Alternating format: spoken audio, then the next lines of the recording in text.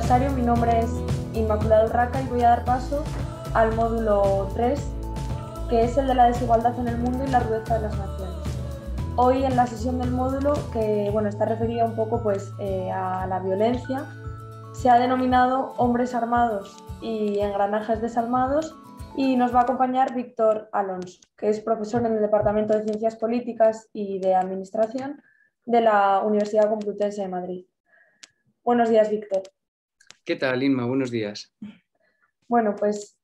Primero creo que es así un poco necesario, ¿no?, analizar el contexto en el que vamos a analizar la frase. ¿Por qué hombres desalmados? ¿Cómo crees que el patriarcado determina así la violencia, ¿no? Bueno, la sesión se denomina hombres armados, engranajes desalmados, y la primera pregunta, claro, es fundamental, ¿no? ¿Por qué se arma un hombre y por qué estos hombres, de alguna manera, ¿no?, ingresan en esos engranajes desalmados y se vuelven, como decías, ¿no?, desalmados también, ¿no? El patriarcado, por supuesto, juega un papel, ¿no? Y ahora iremos a ello. Pero a mí me interesa en esta sesión explicar desde el principio las concepciones del ser humano con las que nos manejamos. En ciencias sociales y en una facultad de economía como es esta donde se da el curso de desigualdad, cooperación y desarrollo, es habitual trabajar con lo que yo suelo denominar monigotes. Es decir, el ser humano es reducido a un monigote, se dice racional, pero en parte racional, ¿no?, como ese homo economicus, siempre egoísta, prefiere más a menos, pero estas visiones ya anticuadas, aunque todavía presentes en nuestra academia, creo que hemos de desafiarlas de un modo más realista, pero también más complejo. Así que lo primero que en este curso a mí me interesa explicar es que necesitamos un abordaje interdisciplinar para adentrarnos en esas complejidades del ser humano y entrar también a los terrenos no conscientes. Aquello que Sigmund Freud, cuando se lo encontró hace ya poco más de 100 años, denominó inconsciente porque no sabía lo que era. Una partícula negativa, un prefijo negativo le tuvo que poner, el in, lo no consciente. ¿Y qué es eso? Ahí hay deseos, hay fobias, hay miedos. Bueno, todo esto tenemos que tratar de entenderlo de la mejor manera posible para saber por qué se arma un hombre. A partir de ahí, pues dividimos la violencia, que es un concepto, como todos los conceptos, los grandes conceptos que nos sirven para entender la realidad política y social, es un concepto muy amplio que no se fía de una definición fija, no podemos fiarnos de una definición fija, y tenemos que ir rodeándolo un poco, viendo qué es la agresividad. Es algo natural, hay veces que la agresividad no trae consecuencias negativas, imagina los deportes, ¿no? Luego tenemos que ver los conflictos, que a veces confluyen en entendimientos y a veces no, a veces acaban en violencias. Tenemos que ver lo que es la guerra y poco a poco irnos a entender lo que es la violencia. Etimológicamente siempre es muy interesante, vis nos habla de fuerza. Entonces, desde lo etimológico podemos ver que la violencia es cuando ejerces la fuerza contra un espacio de libertades y derechos que violas de otra persona, ¿no? Y entras ahí mediante la fuerza. Esto es muy amplio, muy manejable, ¿no? Entonces, ¿qué es lo que hacemos? Tratar de pensar la violencia en distintas dimensiones. Ahí entramos en la violencia mental y ahí empezamos a entender tu pregunta inicial, ¿cómo se arma un hombre? ¿Cómo llegamos a que un hombre nos parezca desalmado, sin alma? Si entendemos la violencia mental, ese primer estadio, lo que nos vamos a encontrar es que hay muchos miedos a ataques externos a la identidad física. Tú puedes ser, ¿no?, en Ruanda, el genocidio de Ruanda en el 94, los hutus y los tutsis, ¿no? Ese genocidio contra los tutsis, muchos hutus decían, no, es que estábamos a punto de ser atacados por ellos, ¿no? Entonces hay un miedo a que te ataquen, pero también hay un miedo a la propia fragmentación interna, a la vulnerabilidad del self, de nuestra identidad más allá del yo racional. Y ahí hay unos miedos que no controlamos conscientemente. En la homofobia, eso se ve muy claramente, por ejemplo, ¿no? Cuando lo que Iris Marion Jones llamaba la ansiedad de frontera.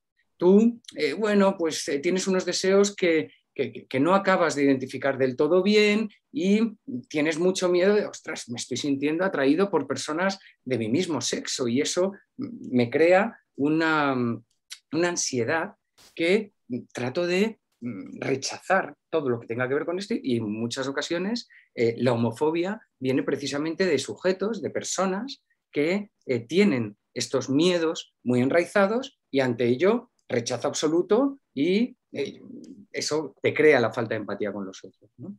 Pero luego está otro estadio que es, bueno, y en esta violencia mental es donde también podemos entender que sea tan dominante en el patriarcado. Esos miedos, ¿no?, de los hombres que en el fondo tienen una vulnerabilidad que no pueden mostrar, no se puede llorar, porque el paradigma dominante, el sujeto masculino triunfante, ¿no?, en la modernidad, es aquel que no puede llorar, no puede mostrar sus emociones, tiene que ser racional, controlador, soberano y necesita su par secundario e inferior que sea todo lo contrario.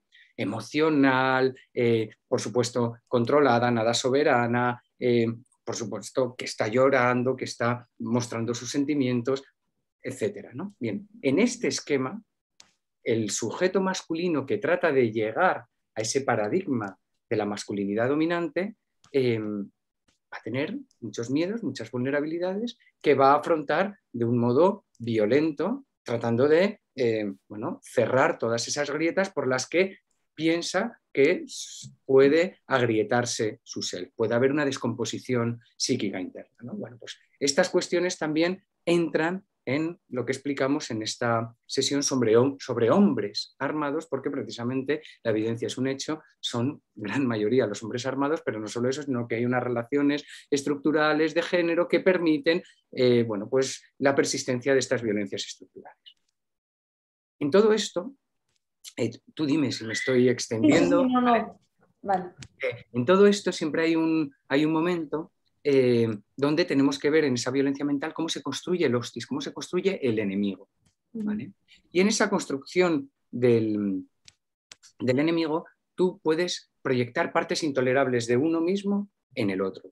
Tú a la vez tienes que rescatar todo objeto bueno del otro para ir apagando esa empatía humana que nos caracteriza a los seres humanos, pero que tienes que ir, pues cuando en La chaqueta metálica, por ejemplo, están corriendo en esa película de Stanley Kubrick y están cantando Ho Chi Minh es un hijo puta, tiene que ser un hijo puta y todos los seguidores de Ho Chi Minh, entonces, o la animalización. En el genocidio de Ruanda que hablábamos antes, ¿qué pasaba? Se hablaba de las cucarachas, cómo a los judíos les llamaban los piojos, o cómo en multitud de conflictos armados o políticos, o incluso en partidos políticos distintos o internos entre corrientes, se animaliza al adversario. Las ratas, el no sé qué. Bueno, todas estas cuestiones son muy peligrosas, porque tú a un piojo, a una cucaracha, la puedes exterminar sin problema. A un ser humano no. Entonces tienes que rescatar esos objetos. En esa construcción del hostis es muy importante el rescate de los objetos buenos del otro. Y luego lo que veíamos, te crees sujeto de su odio y, oye, ataco yo primero porque van a por mí, y también la comprensión de la fobia por Freud era muy interesante. Tú tienes muchos miedos en tu self, están distribuidos, pero de pronto ves un animal, como puede ser la araña, que engancha con todos esos miedos, los atrapa, los reúne y tú ya, bueno, pues de alguna manera tiene una función terapéutica porque te has quitado todos esos y simplemente resurgen cuando ves una araña. Y cuando ves una araña, vamos, sales despavorido, pero porque están todos ahí en esa fobia, ¿no? Bueno, pues en ocasiones hacemos eso los seres humanos con otros seres humanos, a los que agrupamos de manera ficticia, pero así nos manejamos, bueno, pues en comunidades, en políticas, en países, en etnias, en géneros, en lo que sea que nos pueda servir, ¿vale?, como receptáculo de las fobias. Bueno, todo esto, esa violencia mental, nos va a ayudar a entender el paso a la violencia física y declarada, ya aquella que transgrede cuerpos, que es otra dimensión de la violencia, que hace la muerte, que tendría que ser algo natural, la hace de algo terrible, ¿no? Y luego, para complementar estas dimensiones de la violencia, está la violencia de dominación, que están no solo esas estructuras que hablábamos antes del patriarcado, las relaciones de género, que fomentan una serie de violencias de dominación en la sociedad, sino hablamos de violencias estructurales, económicas, desigualdad, etcétera, ¿no? Que también, sin actuar mediante una violencia física declarada, en ocasiones lo que está haciendo es bueno, pues violar espacios de libertades y derechos y hacer sufrir a la gente de manera injusta y gratuita. Y entonces, con todo esto, ¿a qué te refieres cuando dices engranajes desalmados? Bueno, pues esto permite, la primera parte de la frase, del título de la sesión, nos permite entender mejor la segunda. Yo en los últimos cursos que desarrollaba en Desigualdad, Cooperación y Desarrollo, utilizaba el ejemplo de las migraciones.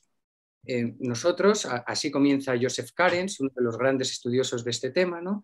Su artículo quizá más célebre sobre la defensa de las fronteras abiertas. Él decía, bueno, tenemos unos muros con unos personajes armados esperando a unas personas, unos migrantes, unas familias en muchas ocasiones desarmadas que tratan de cruzar ese muro. Sin embargo, esas personas armadas se lo van a impedir mediante la amenaza directa de ejercer una violencia física y declarada contra ellos. Somos democracias y muchas de nuestras democracias tienen estos muros con personas armadas haciendo esto. ¿Qué nos lo justifica? ¿Cómo podemos justificar algo así? Entonces hay un engranaje desalmado que le hemos ido quitando mucha de ese alma para llegar a aceptar una situación como esta, para llegar a aceptar en nuestro caso una fosa común como es la del Mediterráneo, repleta por desgracia, lamentablemente, de miles de cuerpos de migrantes que han tratado de cruzar con todas las dificultades que les ha puesto la Unión Europea hacia nuestras costas.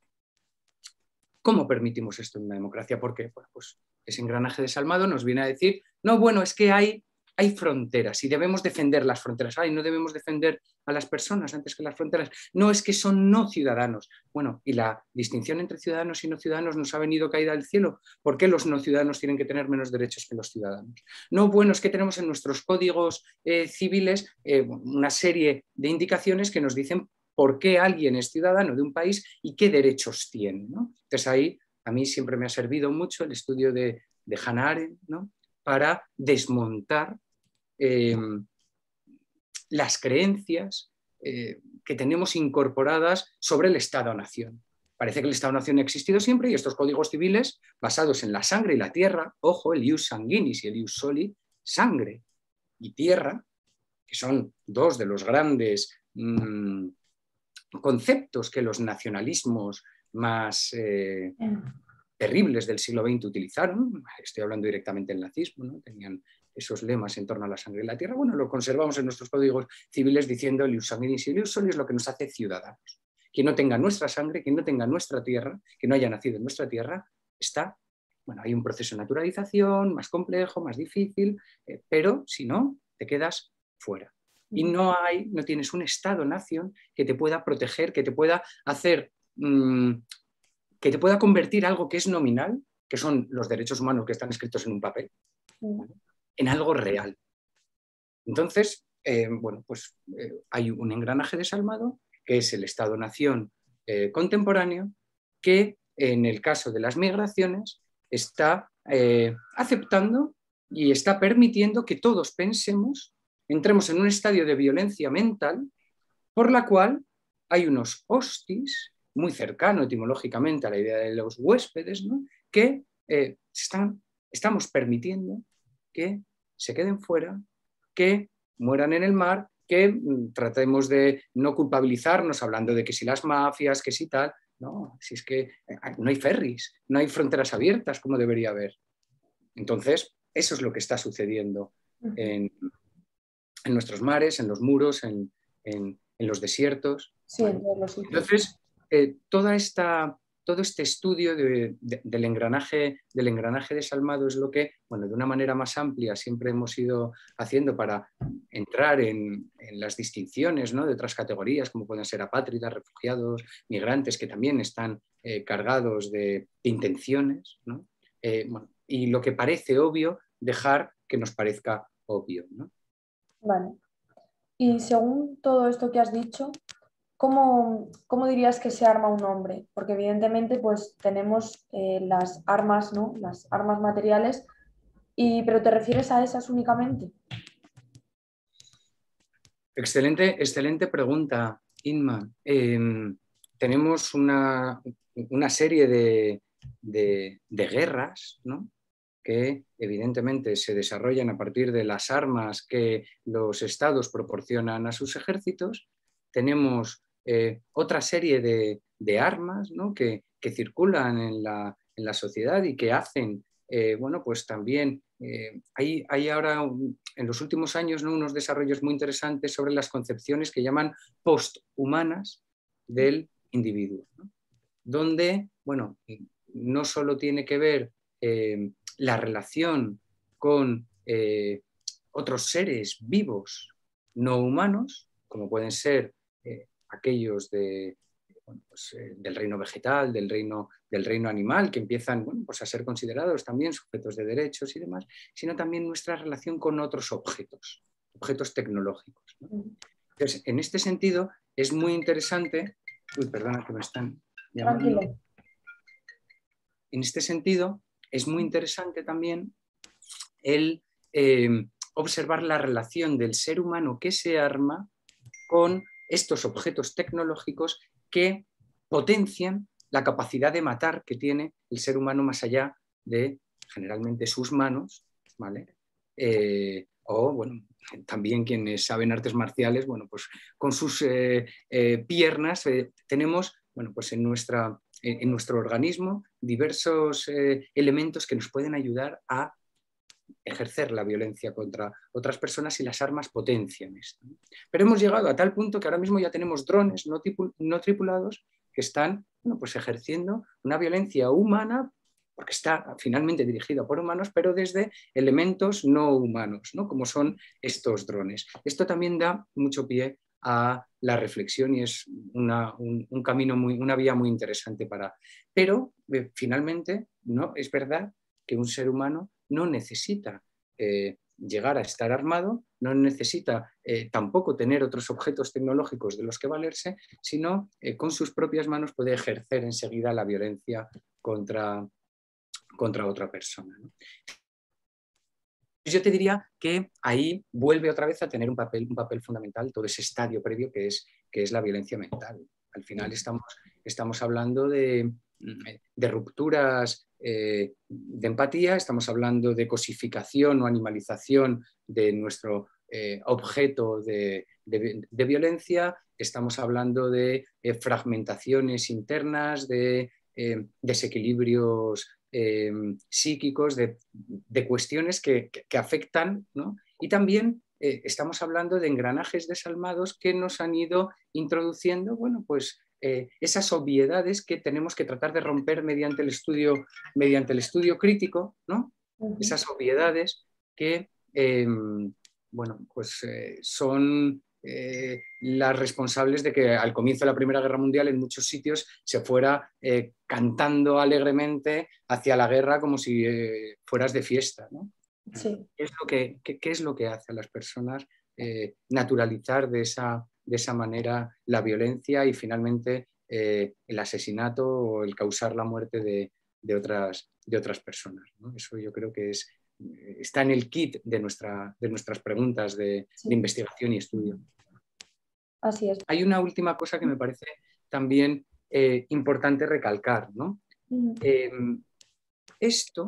Estudiar todas estas cuestiones, lo más interesante de todo, para mí, siempre ha sido tener en cuenta que puede ser un antídoto, que la comprensión de estos aspectos, que su explicación, que la crítica de cuestiones que se tienen por obvias y que tratamos de romper, ¿no? y de repensar colectivamente, puede llegar a ser un antídoto frente a estas violencias. Porque tú, si ya sabes que, oye, no es que estoy rescatando objetos buenos del otro, fíjate, aquello que he pensado en la teoría lo estoy haciendo yo en la práctica, porque a todos nos puede pasar, ¿no? Pues muchas gracias, Víctor. Nos ha parecido una sesión muy interesante y en la que sin duda hay que investigar muchísimo más. Buenos días.